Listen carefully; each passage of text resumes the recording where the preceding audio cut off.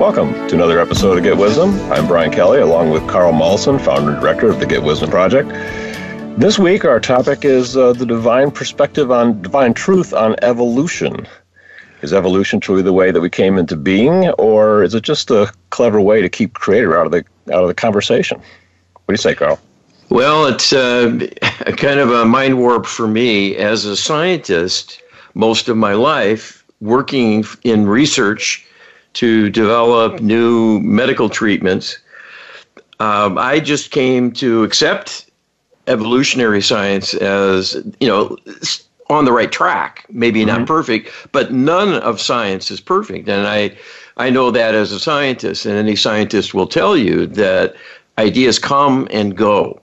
There's no such thing as absolute knowledge in the scientific realm. It's always an exploration and an unfolding of greater evidence that leads to wiser interpretations and a better sense of what reality actually is. And we're still only scratching the surface, and people really aren't much aware of that.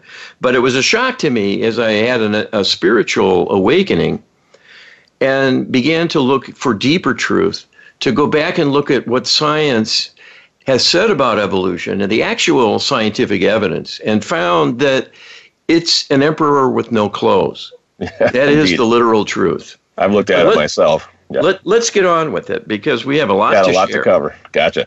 All right, Carl, well, you asked Source Creator, can you describe our true origins as a species? All right, and as a channeler, I do contact the Almighty directly. I've cultivated this ability over time, working my way up. And this is what Creator says about our true origins. You are 100% created beings. You did not evolve according to the precepts of your current scientific dogma as the consequence of an evolution through natural selection or other scenarios. This was a deliberate undertaking, and the stage was set by populating your planet with the necessary ingredients for life and to support life forms, all of which were similarly created.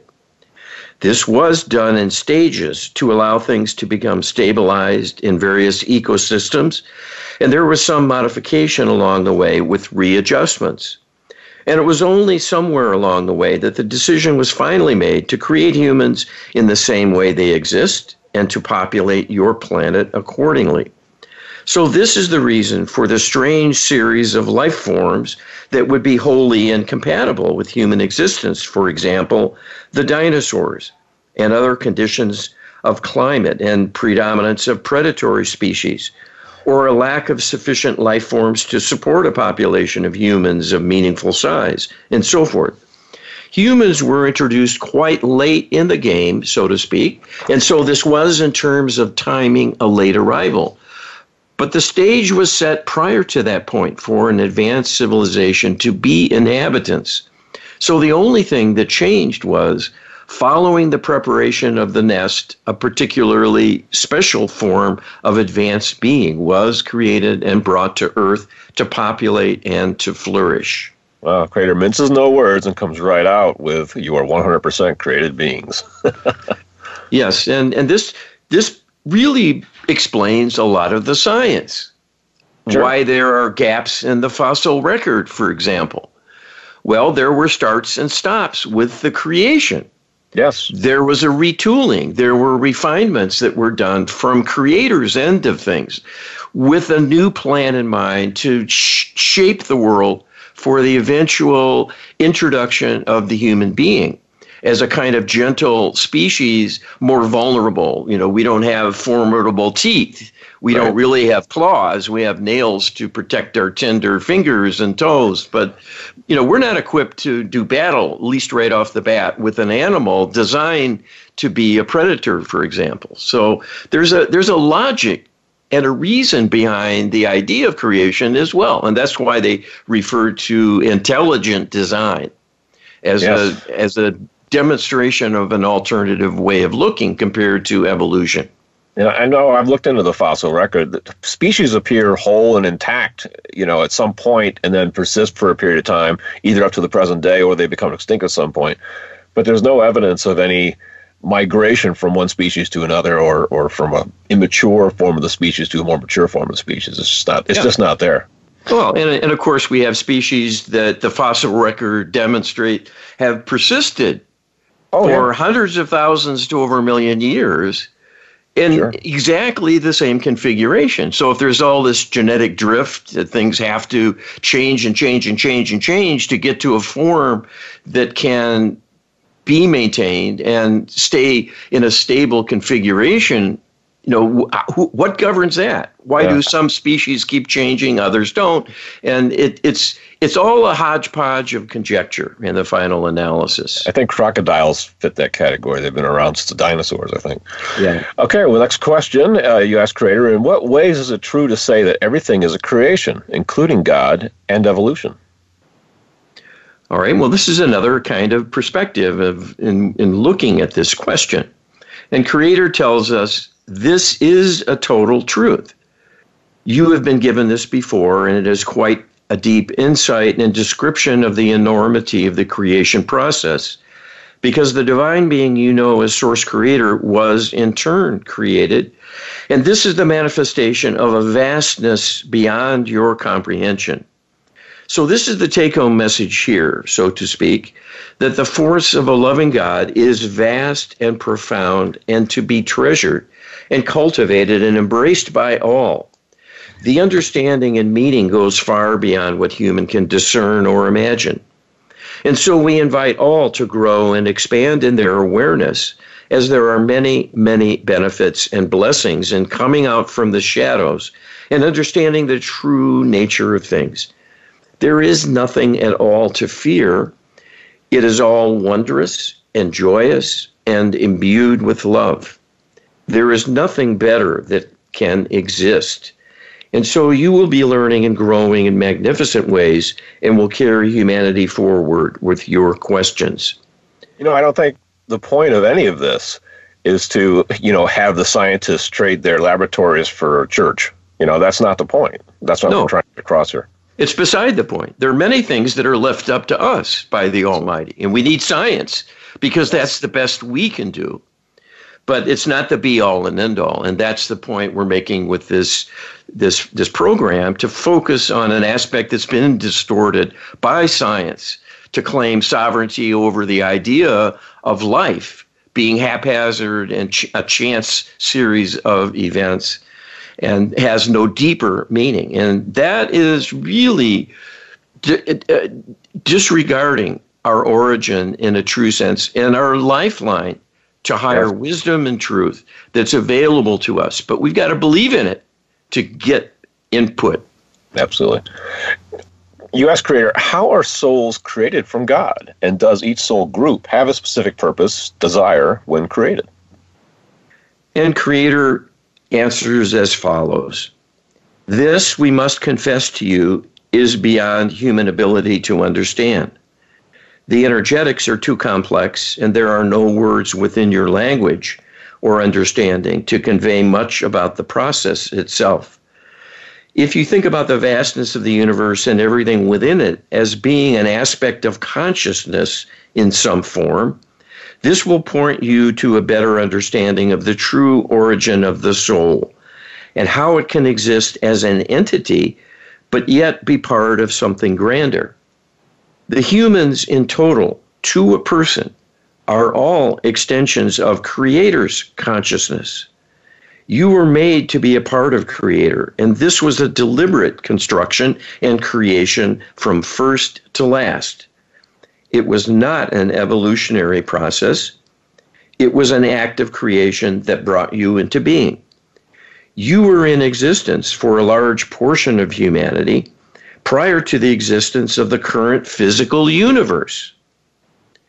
So you can dismiss the concept of evolution entirely from the discussion here, because as an evolutionary process within a physical universe, this is a late arrival on the scene with regard to many, many of the older souls. There have been some newer souls created along the way, and these are always brought into being as an expansion of possibilities. So the creation of each individual soul is decided and shaped into being according to a desire for a very broad expression of possibilities. So within each soul, there are many, many overlapping and shared features. It is because of the shared characteristics that people have an affinity to one another. The uniqueness allows their individuality, and each person is unique in the mix of influences and attributes. If you think about the soul as something akin to a fine gemstone, having many, many facets, each one catching the light and reflecting outward a different frequency, a different color, a different shade and intensity as well. This gives you a physical metaphor to help appreciate the dimensionality and the complexity of the soul existence. It is multivariate. It encompasses many thousands of attributes and characteristics, some of which are applicable to your current physical state of existence, and many which are not in expression because they are not suitable and compatible with the current energetics. The soul is much, much vaster than the person. It is not a concept or idea. It is a physical reality that exists energetically, with a depth and a richness of energies that is beyond human comprehension. It can create on its own, and it does so. This is part of who you are as a divine human. You have within you the inherent creative capability of the divine and are a divine expression in all ways. The reality is you are all members of one family, and this will serve you greatly to embrace and shape your perspectives accordingly. I think that expresses, love and the ability to be compassionate towards each other. We actually do understand each other, and I think our shared qualities probably exceed by a large margin our unique qualities. Our unique qualities are truly unique, but the shared qualities are what make us human and able to relate with one another. Well, and this is an idea that pops up again and again and again with the trouble we have accepting people who are different and the cultural divisions and the peculiarities from one's own perspective of how others live and what people look like. The whole idea of diversity, to embrace people who differ from oneself with acceptance and love and sharing and equality and equal rights, it is divine. Sure. How Absolutely. We get there all too often falls short of a divine embodiment or solution, but that's maybe a topic for another day, and I don't want to get into politics, God forbid. There's enough of that going around. All right, you asked Creator, what was your reasoning for creating the blue morpho butterfly to have wings that are a solid iridescent blue on top, but have a dark brown underside with spots? Yeah, this is something I ran into in a trip to Costa Rica, where these are native species, and you can see them flying around in the rainforest. They're absolutely gorgeous. They're huge in size. They have these beautiful blue, shiny wings from the top side. But if you turn one over and look at it, it's a completely different species from appearance, at least. It's all brown with spots and things in a kind of a mottled look. Uh-huh. And this is what Creator says about this. This you have seen intuitively and is the reason for your appreciation of this species in your question here. We did wish to have a beautiful and gentle creature to be a visual delight for human, to make it a very large size with a striking blue iridescent wing surface that mirrored the sky.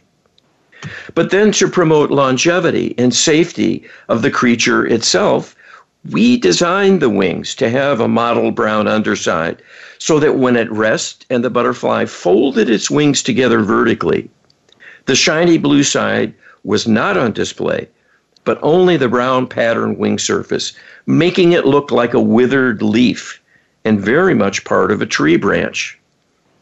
When the butterfly was resting on foliage, this provided a quite effective camouflage to help the butterfly rest safely.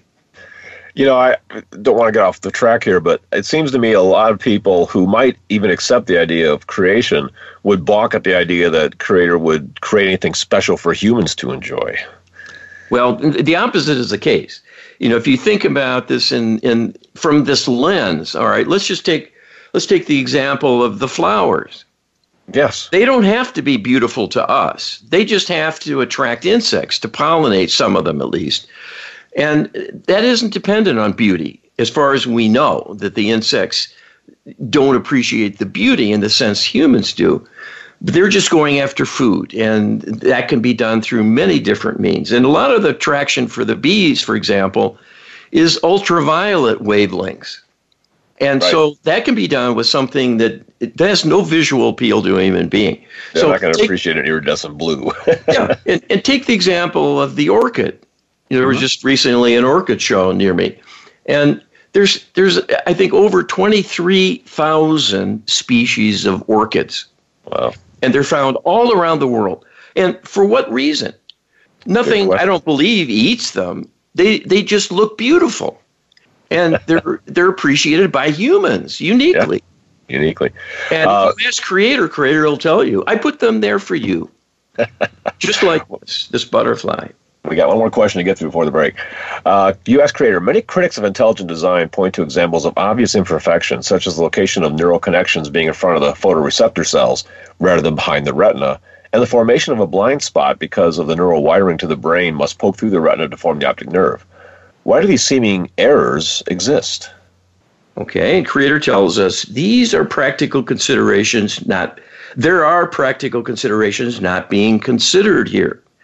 This is a functional solution to a series of problems involving fragility of the cellular architecture, the nature of the cell makeup involved in photoreception, and the ability to support it mechanically, in addition to the neurological signaling required to transmit information from the impingement of photons on the photoreceptors themselves. It looks like a faulty patchwork of less than ideal planning and execution, but in fact is a miracle of sorts, including the seemingly illogical design element you describe.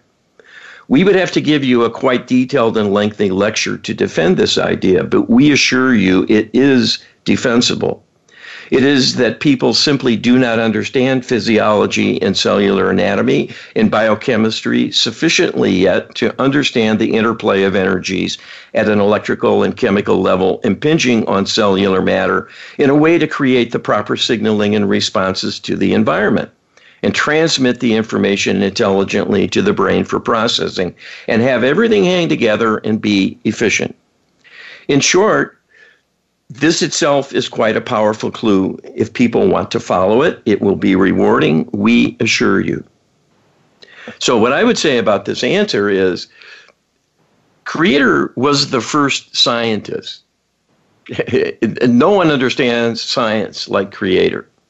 And that is the beauty and the majesty of our world in a nutshell, that this has all come together and been a beautiful manifestation of Creator's insight and love of beauty and love for us. Have to agree. We're up on a break. Be sure to check us out at getwisdom.com. You can download our prayer book at getwisdom.com/prayer and check out the 10 divine principles for creative or divine living, I guess. Messed that up. Getwisdom.com/10 and we'll be right back right after this. Welcome back to the second segment of Get Wisdom. We are talking about the divine truth of evolution. In this segment, we're going to talk about dinosaurs because, well, they're fun to talk about. Carl, you asked Creator, what was the reason for the Cretaceous Tertiary extinction event, or the KT event, the name given to the die-off of the dinosaurs and other species that took place some 65.5 million years ago? Was that done by the divine realm to reshape the planetary habitat for eventual occupation by modern humans? Okay, so this is a follow-up to what we learned previously, that everything was a plan. And this is what Creator says. This is another creative insight from putting 2 and 2 together and coming up with 4, in keeping with our creation scenario for the divine human. You are filling in the blanks to explain why there was not only an extinction event, but a profound reason to have one. This was indeed foreseeing the eventual creation of humanity and was serving to change the nature of life and prepare for a new round of creation, with organisms suitable to provide a habitat of value for human experience. The other element here is that the current human race are all newcomers, not being the first round that was created and put on Earth. There are no records of that era that neatly explain its existence and demonstrate what took place, so it is a forgotten part of history, which is only logical because with the extinction of human, there's no one left to record it. There was a long period in between the first human extinction and the advent of modern human, and that too was the need for retooling and a further rearrangement of things to provide other creatures in place to be of value for human survival. Yeah. So wow. We needed food sources, right? Yep. And maybe some beauty, some orchids to remind us of the divine, that there is divine love built in to the plant. Indeed. You asked Creator, what about the possibility of the size of the dinosaurs with 1G gravity? Is the expanding Earth a good explanation?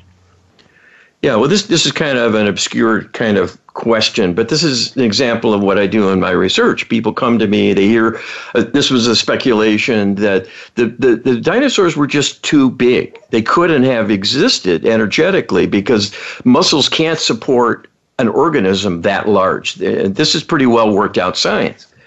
And so they were coming up with some speculation that somehow the Earth has expanded and it changed the energetics. It was more dense, it was smaller, that there were forces available in nature that could help support that size of a being and so on. So again, it's conjecture, but it was interesting. And this is what Creator says about this seeming impossibility. This is a misunderstanding and a misinterpretation of the fossil record and the geophysical history of the planet as a whole. These giant beings did, in fact, exist, and they existed in the 1G environment you know today, 1 times gravity environment. Right. So they were not a relic of an earlier era with a microworld that somehow expanded to its present size and configuration. They were able to do what they did because of the energetics of their beings. If you think about this, there are examples of animals here today that defy reason from a human perspective. If you look at the squirrel, who can spend all day running up and down trees, defying gravity, moving its body adroitly hither and thither and everywhere with extreme energy reserves that seem inexhaustible, a level of physical activity far beyond the most developed human athlete. Animals that can swim vast distances with few interruptions. Birds that can fly across oceans without stopping. Animals and insects that do something similar with the tiniest of muscles, but can fly vast distances with seemingly inexhaustible energy capabilities. This is what has allowed these gigantic organisms to move about. They had a different type of energetics in their makeup, in their architecture, in the way their limbs moved and their body moved. This is because of creation, not because of evolution. It was an idea appropriate to those life forms, but not needed in other settings with organisms of a modern sort. The need for human to have a nest that would be safe created the need for a balance in nature so humans could survive and defend themselves, if need be, from other creatures looking for food. There was an entire reworking of life on the planet multiple times through the ages. There were differing needs for this. There were times when humanity was present but annihilated through extraterrestrial intervention. And then humanity was restarted once again.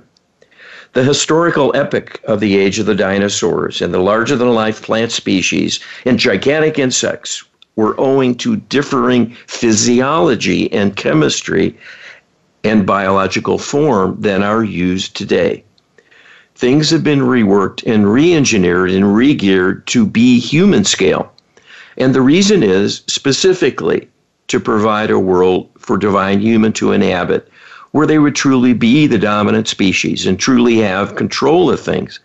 And as was stated in earlier writings, the intention to have dominion over their world. That was the reason things were created anew in differing forms. So this is an astute observation by people who understand the improbability of such large-scale beings. But they are extrapolating from current biology and coming to the conclusion such animals would be impossible. The conclusion is correct, that such beings could not function based on current physiology and anatomy. There is something missing here, and it is not geophysical. It is biological and physiological, and so it is simply a nice hypothesis that is drawing the wrong conclusion. Well, we have a modern equivalent, the bumblebee. They still haven't figured out how that thing flies. Well, they think they have. But yes, it's a good example, and this would fit in that list of species creator says do exist that are improbable. Right. And so they have exceptional energetics. And I was told in other channeling, this is a clue, that someone, if they went and just studied the squirrel, they could probably eventually, through science, discern something about the special energetics and use that to advantage to help people. What about people with muscular dystrophy? If you want to make a genetic alteration, why not make an enhancement while you're at it to make up for lost time? No, I'm serious. Sure. This is why I just said earlier, Creator is the first scientist. Right, but not the last. Well, not the last, but will be eternal. So we can always tap in. There you go.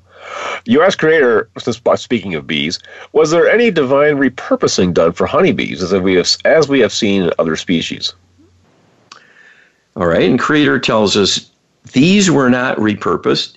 They were part of the original creation of life on the earth and wanting to have abundant plant life. The honeybee was designed to be a vector for pollination from the outset. It is not an evolutionary feat to create many plants that cannot flourish on their own, relying on the wind to cross-pollinate as needed for maximum propagation of the species, but will only happen effectively through transfer of pollen by other organisms, creating a chicken and egg problem for the evolutionary biologists to explain how one can happen without the other already being in place to provide the right conditions for continued vigorous life, generation after generation. The entire dynamic of plant life and the environmental conditions and the cohabitation by other life forms to provide substrates and to provide active interaction were no accident. All was pre-planned, and a series of adaptations and changes was added over time for further optimization and to capitalize on the most successful iterations, to streamline things and build efficiency and a robust effectiveness into the genetics so the organisms would thrive and persist over vast periods of time and be, therefore, quite reliable adjuncts to the human environment.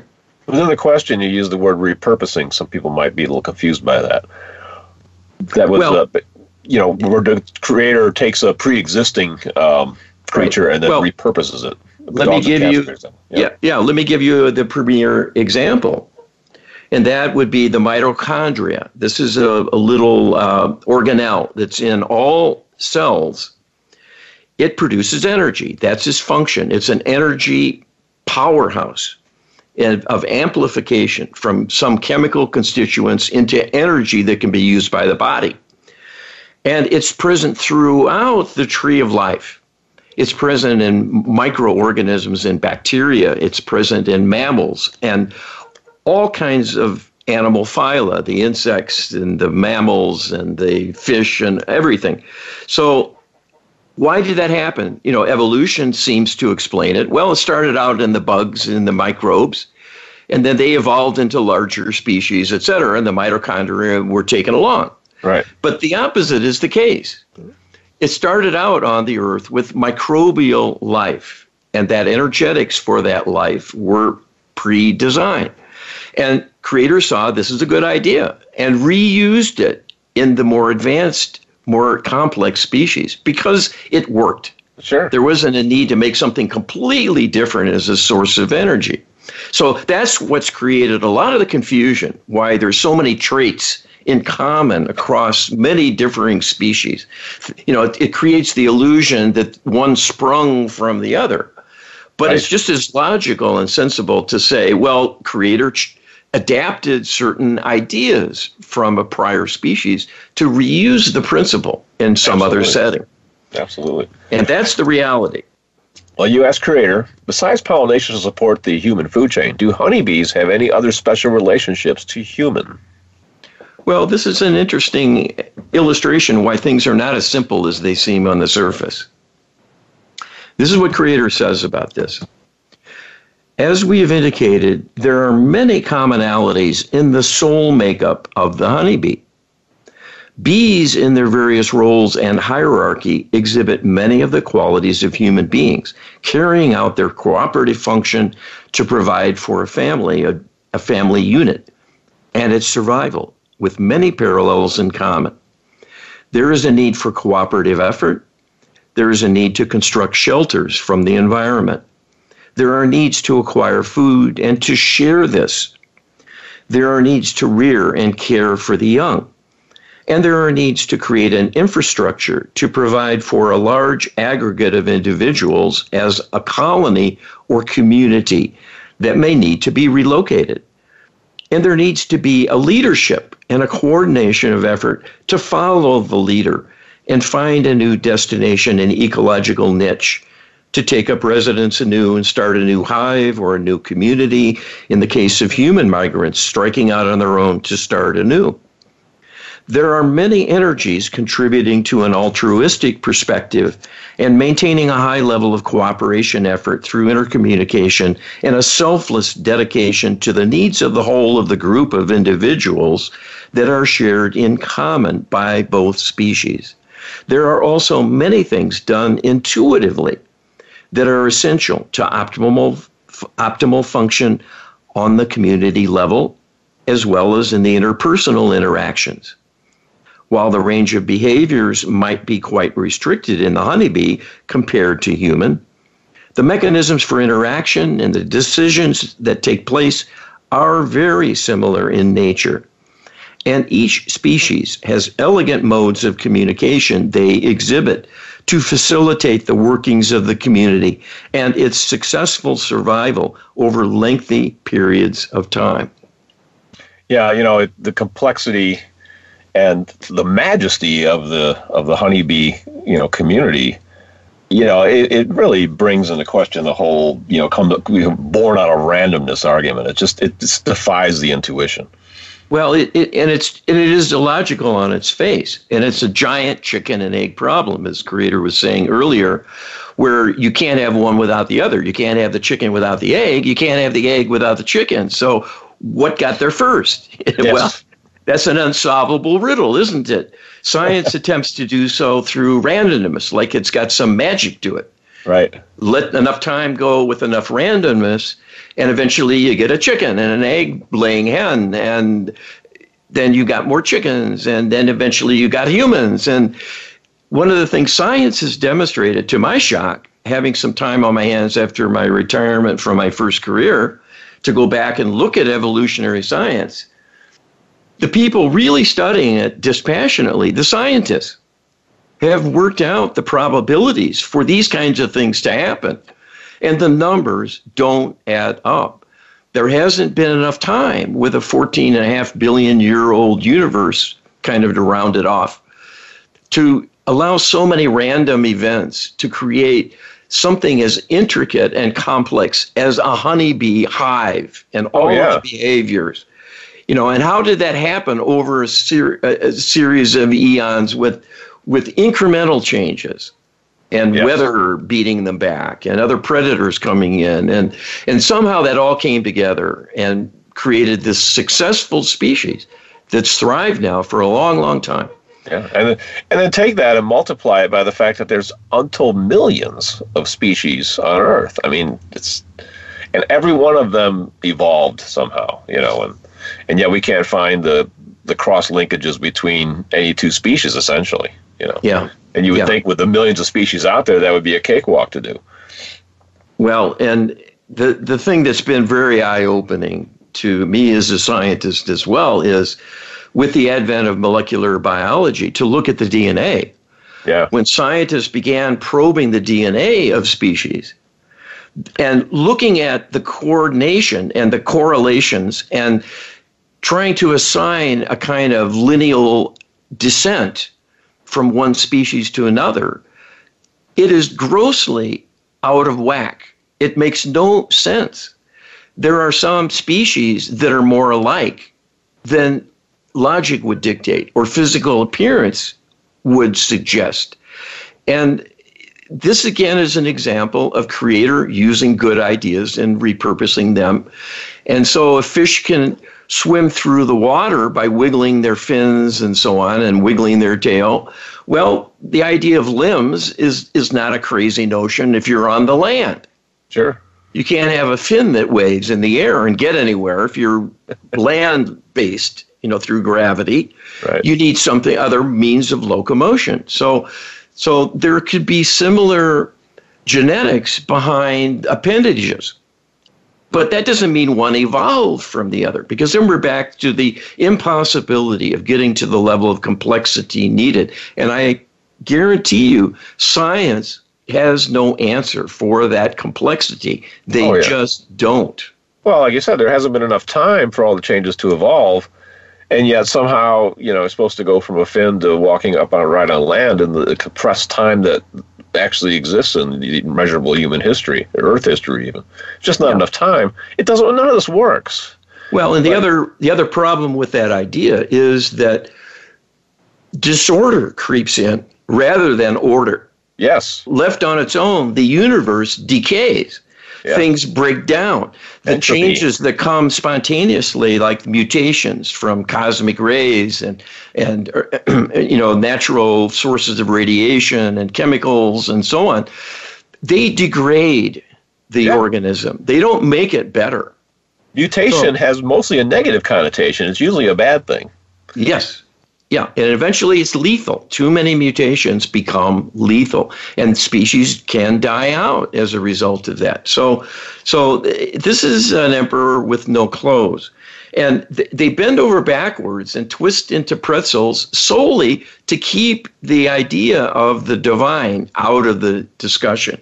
Well, we're going to explore that in the next segment, Outside Interference with Intelligent Design, and we'll do that when we get back from this break. Welcome back to the final segment of Get Wisdom. We are talking about the divine truth about evolution. Very controversial topic. Carl, you asked Creator, what are the dolphin origins and were they upgraded to have individual souls? Okay, well, here we go again. This is what Creator says. The dolphins were created, as is true of all species. They were given individual souls from the outset, and this is true of all the whales as well. They were always intended to be important stewards of the ocean and to have dominion of the seas with respect to all levels of life. In that respect, they are what is considered an apex predator in that they serve to manage fish populations and also the plankton for purposes of keeping things in better balance. This is true of human with respect to land-dwelling creatures. The competition with other predator species was not part of Creator's plan and has created many difficulties for human. Most famines are owing to the depletion of wildlife across the planet from overpredation. Yeah, that was revealed in an earlier channeling as well, and that one really struck me. That overpredation is the reason there's famines, and it just rung so true. It makes so much sense. Well, we know lots about this. If you come to Get Wisdom and look in our database, I mean, we talk on and on and on about introduction of the predators, and they're extraterrestrial species. Okay, so the whole idea of everything coming out of some primordial ooze on the earth is a canard, and some species came from elsewhere. And why do they resemble Earth species? Because Creator uses ideas throughout the universe that are similar, because they work. Sure. Why would, it's just like the automakers, they don't configure something from the ground up in a totally new configuration of matter to make an automobile. No, they take an idea that works, the transmission, the steering mechanisms, the idea of a steering wheel and the wheels on the vehicle and the axle and the differential to convert energies and the engine parts and all that. And then they put a new shell on it, make it look sporty or, appealing to the wealthy or what have you. And, they experiment, too. I mean, they had push-button transmissions back in the 50s, but they just weren't practical. They didn't work well. Yeah. And in keeping with our statement about Creator being the first scientist, Creator also experiments and says that. And that's how some of these things have come to be. And there have been fits and starts along the way and uncertainties and so on. But the idea of the predators as the tool of natural selection to weed out the unfit, this is the whole thing, survival of the fittest. Well, that's largely the action of predators. Back through the ages, you only survive if you can run faster, outbite them, outstink them like the skunks, or hide effectively like a rabbit, freeze in place, or you better know how to build weapons. And if it's a nice, neat package, but it's all a conjecture that happens to be wrong. Yes, there's survival value in having certain attributes, and that's part of Creator's plan. To make species have those instincts for survival and so on. But the introduction of predators is a foreign notion. There are interlopers doing that to us. Yeah, and they have a social Darwinistic outlook, which is another whole conversation. That could be a whole radio show, probably. Okay, let's keep going because we want to get through this. You ask Creator, can genetic disorders be caused by extraterrestrial manipulation of the human genome? Well, here's another dark fact that we're going to darken your world a bit with, but you need to know this. Creator says most genetic disorders have been deliberately induced. There are some things that happen as a consequence of environmental degradation via radioactivity or chemical mutagens. But that is more recent due to the advent of human technological advancement to create many novel chemical substances and use them throughout the environment for pest control, for preservation of foods, and in weaponry. There have been genetic alterations all through history designed to cause problems in human or done inadvertently with respect to actual outcome. There are many genetic alterations done to see what will happen, as this can be a simpler way to sort out the actual workings of the genome. Those changes that are harmful but survivable can persist through inheritance in many cases, and then add more problems to the overall gene pool. Okay, so you may be wondering, what's he talking about? Who's doing the genetic changes? Right. If it's not intentional by Creator. And, is it humans or what? And it isn't. This is extraterrestrial manipulation. That was what we asked about. Yes. The cause of genetic disorders by extraterrestrial manipulation. So all these books and stories about alien abduction are largely true. This is huge, and it's going on every day. There are thousands of missions worldwide. People are being taken and used as guinea pigs. And that's one of the things they do, tinker with their genetics. And then see what happens. Let them go back in their families, make some more kids, see what those kids are like, study them, manipulate them further, and learn the consequences, and grow their database of knowledge about what makes humans tick. They're not doing it for our benefit. They're doing it for selfish reasons. So, indeed, and they've been doing it for a long time, but there's reasons that they're still intrigued because we keep it being a mystery to them for many good reasons. One of the facts is we are divine. So So this is not natural selection. This is unnatural selection. Very unnatural. Carl, you asked Creator, according to scientific inquiry, a new drug-resistant fungus, Candida auris, has emerged simultaneously in 4 widely spaced areas of the world. This appears to be a new species because it has not been found in any collection of cultures gathered prior to 1999. Even though this is highly unusual and suspicious, such things are always viewed as natural because no one assumes there might be something sinister happening. Was this organism deliberately introduced as a bioweapon? And if so, by whom? Okay, and another interesting thing about this appearance, this magical appearance, suddenly of this super pathogenic form of fungus is there's a scientific hypothesis that's being touted now that this happened because of global warming. Oh, yeah. The fact the Earth is a degree warmer than it was a century ago made these fungi mutate, and now that's the culprit. And this is a strategy. It's a deliberate strategy to blame the things the ETs are doing on nature or on human doing. Yep. So this is what Creator says about the appearance of this drug-resistant fungus. This is no small thing. This is a big danger. This organism was a deliberate introduction by the Extraterrestrial Alliance. The entire group of fungal organisms are interlopers, introduced into the Earth plane deliberately to worsen things, to interfere with life forms and the happiness and productivity of human beings. All microbial pathogens are designed and engineered and introduced to be a scourge for human beings to suffer. That is the long and short of the story.